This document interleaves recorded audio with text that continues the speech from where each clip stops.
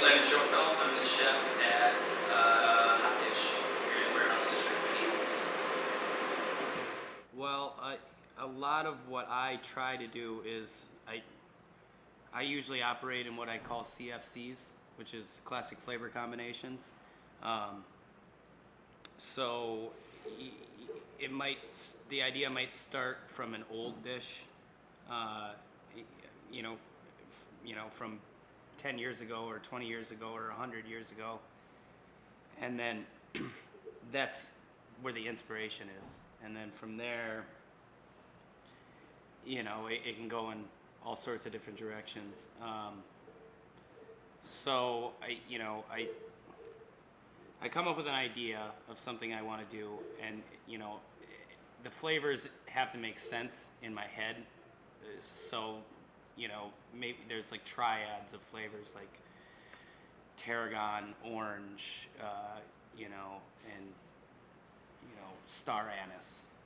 That's a triad, so that has to fit into like the duck dish that we have right now, or like something savory like our tater tot hot dish. We have short rib, wild mushroom, Gruyere cheese. That's another triad. And then you can have these triads that overlap, in a dish too. But lately I've tried to kind of construct it in my head before, like I'll do a drawing, so I have some examples of some drawings that I've done. But I'm always trying to take into account, not only color and flavor, but textures and, we have something like that's kind of mushy on this dish, and it's really rich. It needs something acidic to balance that out. It needs something crunchy too. Sorry about that. It needs some textural contrast. So all of those things are going through my head when I'm trying to come up with a dish. And we might, have a starting point where here's the dish, and then over time, through the course of a week or two, generally doesn't take longer than that, we kind of tweak elements on the plate till it's exactly where we want it to be. Well, it's usually my idea. We come up with it, and then I assign tasks for the line cooks when we're doing a new menu or whatever, and it's like working with a tapestry of experience and people. All these guys have come from different kitchens. They've seen different things. There's 100 different ways to do things. So, they're full of ideas. So like, well, you want this? I've done it like this before, and ultimately I decide whether or not to pull the trigger, or let's go, yeah, that's a great idea, let's do that, or no, that's terrible, or let's try it is generally what I do say, because, a lot of what we do is trial and error until we come up with something that works. This whole restaurant has been, this has been our starting point, and now we're here, and hopefully, in a year from now we're further down the road. We've done all of these things and experimented, so we know, well, this is how we want to make a fluid gel. This is how we want to,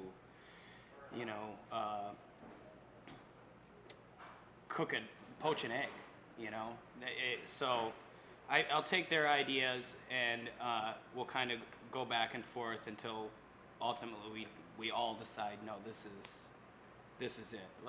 The walleye scallop dish that we have on the menu now is kind of a good example of, we started with an idea for a sauce where we wanted to emulsify the chicken fat into reduced chicken stock. So you could basically have like a warm version of mayonnaise where you don't use egg, you use reduced chicken stock. That's the concentrated protein in order to emulsify the fat into. So you could serve it warm. But then we also, that was going to be our chicken wing sauce. And then we had the confit chicken wingettes in there. And there was dill mayo. And then it just didn't make sense. It was like, why do we have two sauces of the same consistency? So we reworked that. So the sauce is more like a jus, or like a French, reduction sauce. And then with the mayo, then there's contrasting things going on. But then we ate it a few times, and it's like kind of one note. Like it's really rich, salty, meaty, you know. So we added a couple of slices of lemon confit to kind of add a little piquancy and kind of break it up a little bit and cut through the richness of the dish. So right now, and that took a couple weeks, you know. But now the dish we have, I think, is great, you know. But through that, never being satisfied is part of the, you know, part of my job.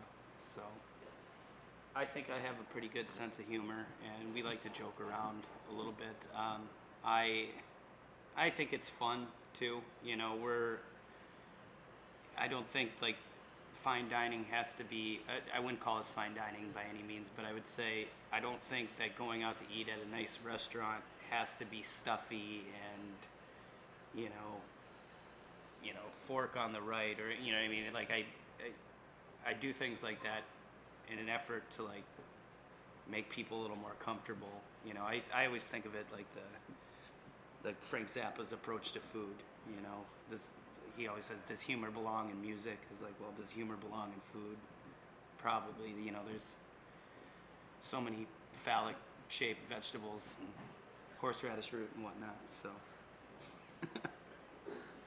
well, sure. I think chefs have been doing it for a long time, all around the country.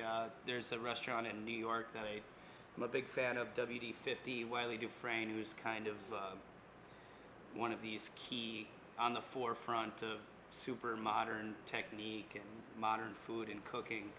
And he also likes puns. Like there's a dish on his menu right now called faux gras. So it's like pho, actually, like foie gras. So it's like the Vietnamese soup, but it has foie gras in it. So it's things like that I think are kind of clever and fun. So we try to do things like that just to kind of, you know, it's, you know, menage a foie and things like that. You know, there's a million. I'm trying to think of an example of things that we've done, but in the spotlights here, I can't really think of anything. You know, you have Tom Douglas, famous chef from the Pacific Northwest, and he took those regional ingredients and some of those humble dishes of the area, and then he elevated it, you know, he elevated that into something that really spoke to the region, but was, you know, a step above, you know, what they're the same thing. Like you go to Sean Brock in Charleston, South Carolina, he's taking grits and all of these, you know, southern ingredients, sorghum and things like that, and he's you know, twisting them around to create these really beautiful, intricate dishes, you know what I mean, but still staying true to his roots. So I feel like that's sort of, and chefs have been doing that for, you know, many years all over the world. So I don't think that I didn't think that the concept was too far-fetched. I mean, I'm from the Midwest, I'm from South Dakota. I grew up eating HauteDish, you know, and I grew up eating all these, you know, casseroles and things like that. So, you know, we have all these dishes that are uniquely Midwestern, casseroles, hot dishes, and you know, what we do here at the restaurant is we take and we deconstruct those things, you know, and people from the area can really make a connection with that. You know, it's nostalgic for them to have these flavors that they can recognize, but then they look at the dish in front of them and it's something completely different, you know, from what they're used to, and that speaks to people, I think. I think that, you know, a lot of dishes like our tater tot hot dish do tell a story, you know, or they make you wonder about what that original dish is. Like if you're an outsider, someone from New York who's never had hot dish, for instance, and you have that, you might not be, you know what I mean, you might not be as into it. Like, what is this? It's delicious, it's good, but they don't have the frame of reference that someone who maybe grew up eating it did. And then there's, as far as history, I think a lot of dishes tell stories. You know, for instance, what if you have like a bowl of polenta with some cotechino on it? You know, you could probably, there's so much cultural history behind dishes like that. Like as far as, you know, when corn finally made it to the old world, and you know the people of Italy had only been eating basically porridge made of barley for hundreds of years. You can imagine how dismal that was, that gray, soupy sludge that, you know, most peasants lived off of. And then when corn made it there, you know, like you think of a ear of corn, which I think is kind of funny, that where we take it and we boil it and we make corn on the cob and eat it right off the cob. The Italians thought, well, we're going to cut all the kernels off this thing, and then we're going to dry it, and then we're going to grind it, and then we're going to cook it for hours. And then then they had polenta, which was the new porridge, and they actually liked it so much that they ate so much of it that they ended up getting a disease known as pellagra, I think it's called. It's when you eat too much corn. You know, if your diet is mainly corn, it almost turns you yellow.